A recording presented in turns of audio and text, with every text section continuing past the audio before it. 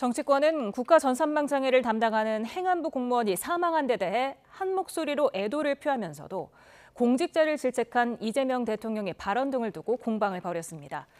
국민의힘은 어제 체포된 이진숙 전 방통위원장 체포 이슈를 띄우기도 주력했는데요. 더불어민주당은 수사 대상자에 불과하다며 이슈 확산 차단에 나섰습니다. 취재기자 연결합니다. 강민경 기자, 먼저 공무원 사망에 대한 여야 반응 전해주시죠. 네, 여야는 행안부 공무원의 안타까운 사망에 대해 한 목소리로 애도를 표했습니다. 민주당 정청래 대표는 SNS에 먹먹하다며 삼가 고인의 명복을 빈다고 썼고요. 국민의힘 송원석 원내대표도 유족에게 애도의 뜻을 전한다고 적었습니다. 국민의힘은 다만 이번 사건이 공직사회를 짓누르는 압박과 불안을 일깨워주고 있다며 정부 여당을 향해 비판 화살을 겨누었습니다. 최은석 원내수석 대변인은 논평에서 이재명 대통령이 최근 화재 수습 관련 부처에 거센 질책을 퍼부었는데 공무원 입장에선 숨막히는 중압감으로 짓눌려 다가왔을 거라고 지적했습니다.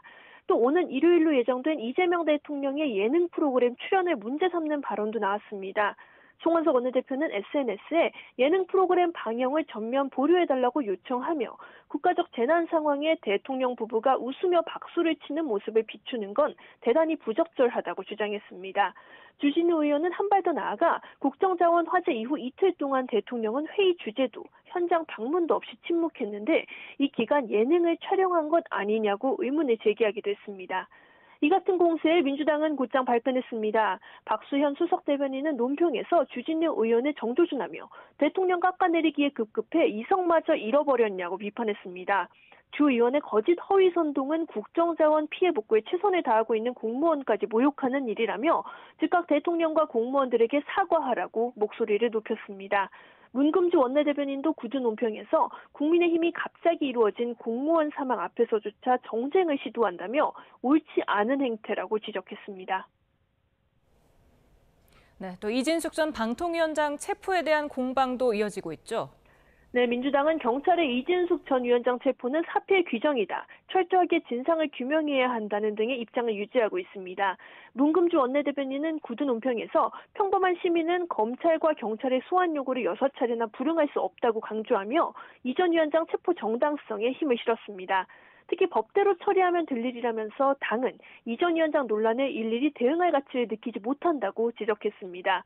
이 전 위원장이 청구한 체포 적부심에도 결국 절차대로 재판부나 사법부가 판단할 일이라고 거리를 뒀습니다. 조승래 사무총장도 KBS 라디오 인터뷰에서 이 전 위원장은 본인이 했던 여러 혐의에 대해 철저하게 조사를 받으면 된다고 말했고요. 한편 당내에선 이 전 위원장 체포를 둘러싼 날선 반응이 이어지고 있습니다.